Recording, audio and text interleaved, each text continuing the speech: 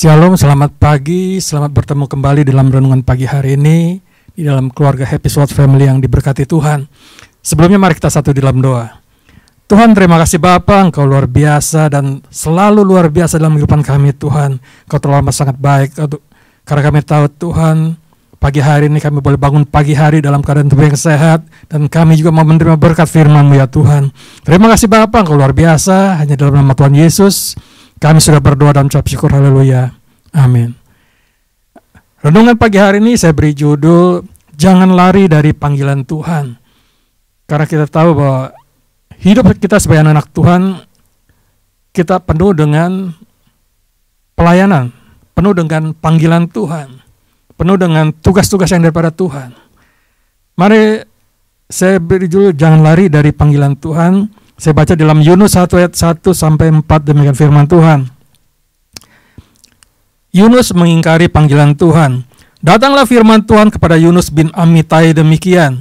Bangunlah, pergilah ke Niniwe, kota yang besar itu, berserulah terhadap mereka karena kejahatannya telah sampai kepadaku. Saya baca sampai di sini. Panggilan itu seharusnya kita respon dengan baik. Karena kenapa? Karena kita sebagai anak-anak Tuhan itu mempunyai panggilan untuk memberitakan firman. Karena ketika Yesus sebelum terangkat ke surga, kita harus memberitakan firman. Itu adalah perintah amanat agung dari Tuhan kita. Saya belajar untuk selalu taat kepada tugas-tugas yang diberikan. Ketika saya misalnya bawa firman di dalam ibadah kedukaan, saya selalu belajar untuk siap. Saya selalu belajar untuk mengatakan iya, walaupun kadang-kadang kita, kayaknya gimana gitu ya.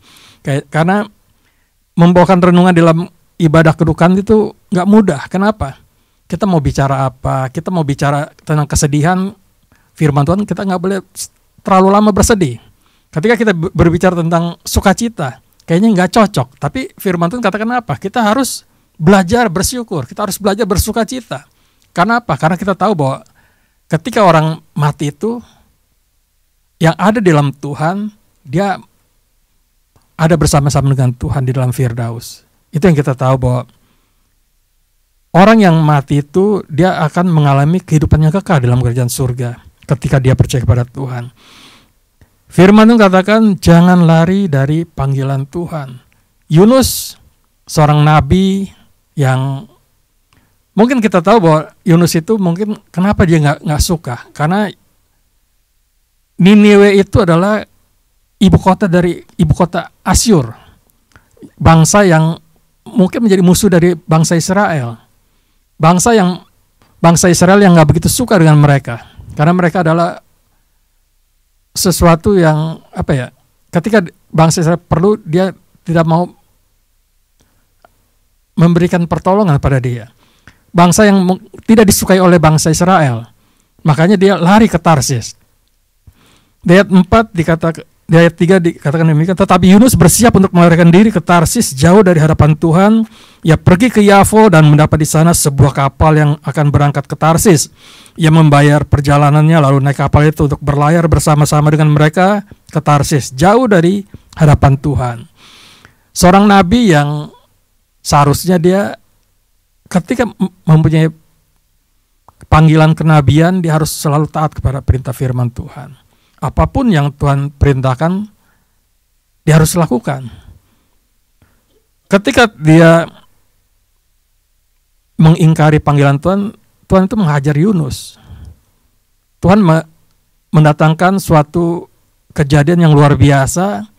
Mungkin kalau kita lihat bahwa dia dimakan ikan, tinggal di dalam perut ikan itu sebesar apa sih? Kalau kita lihat paus itu ketika dia makan orang itu di dalam perutnya mungkin nggak bisa bergerak sama sekali. Dia tidak bisa melakukan apapun. Mungkin kalau secara normal manusia itu kalau dimakan ikan dia nggak bisa bernafas. Dia dalam kondisi mungkin terjepit. Tapi memang karena Tuhan yang izinkan itu terjadi, maka dia tidak mati. Di dalam perut ikan itu Yunus itu masih bisa menyadari. Yunus itu masih bisa sadar, bisa berpikir masih. Maka pada hari yang, kalau nggak salah hari yang ketiga, Yunus itu menyadari.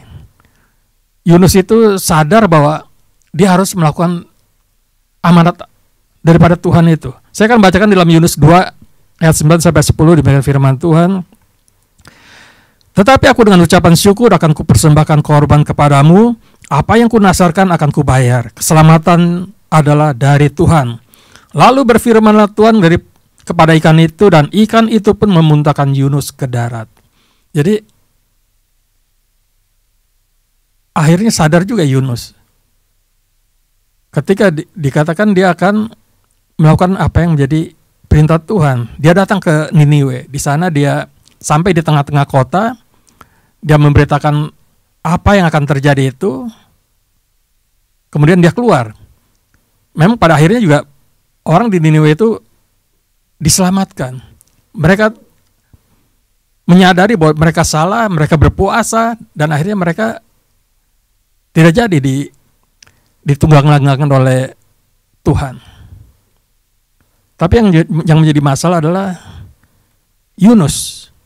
Ketika dia sudah memberitakan firman di Niniwe, dia itu masih kesal juga sama Tuhan. Saya coba cari artikel di Google. Ini akhirnya seperti apa sih si Yunus ini? Memang tidak ada ceritanya kembali. Yang terakhir dia masih dalam keadaan kondisi kesel ketika firman itu selesai. Saya baca semuanya. Tapi yang saya tangkap bahwa Yunus ini masih menyimpan kekesalan mungkin kepada dirinya sendiri, kepada Tuhan juga, kepada orang-orang sekelilingnya. Kita sebagai pelayan Tuhan, kita belajar untuk taat, tunduk kepada Tuhan. Jangan ingkari panggilan Tuhan. Ketika Tuhan panggil, ketika Tuhan perintahkan kita untuk melayani, jangan pernah kita tolak pelayanan yang Tuhan berikan. Kenapa? Jangan sampai kita seperti Yunus.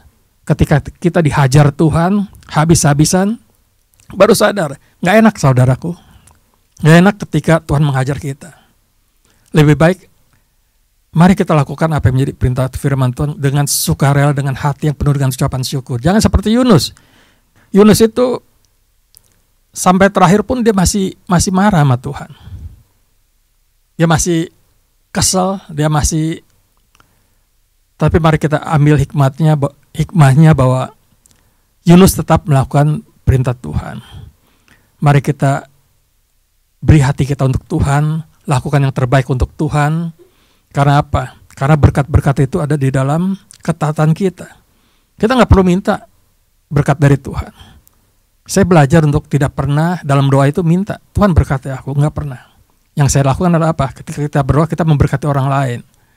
Karena kita sebagai anak Tuhan harusnya tahu bahwa berkat itu datang ketika kita melakukan perintah Tuhan.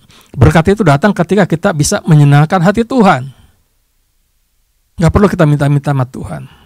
Terkadang apa yang saya alami, saya merasa malu. Kenapa? Tuhan memberkati hidup saya, walaupun saya tidak dengan belum mencapai apa yang bisa menyenangkan hati Tuhan. Tapi saya mau belajar untuk taat. Ketika ada pelayanan, saya berusaha untuk katakan iya kepada orang yang menyuruh saya itu. Karena apa? Ketika orang itu suruh, berarti Tuhan yang suruh kepada kita. Kita belajar untuk meresponi panggilan Tuhan. Kita belajar untuk menyenangkan hati Tuhan. Biar firman Tuhan pagi hari ini, renungan pagi hari ini yang mungkin kurang sempurna tapi mengajarkan kepada kita responi panggilan Tuhan. Jangan sesuatu yang susah datang baru kita sadar. Tapi ketika perintah Tuhan datang, kita lakukan. Karena di situ ada berkat-berkat Tuhan yang menunggu kita. Amin. Mari kita satu dalam doa. Tuhan, terima kasih Bapa buat pagi hari ini, buat renungan pagi hari ini Tuhan. Buka hati dan pikiran kami, beri kami hati sebagai seorang hamba yang ketika kami mendapat perintah-Mu Tuhan, kami mau melakukan perintah-perintah-Mu ya Bapa.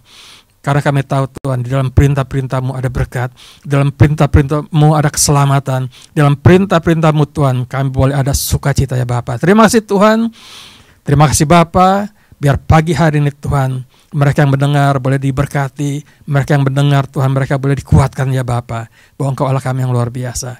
Terima kasih Tuhan, hanya di dalam nama Tuhan Yesus kami sudah berdoa dan ucap syukur, haleluya. Amin. Shalom, selamat pagi, Tuhan Yesus memberkati.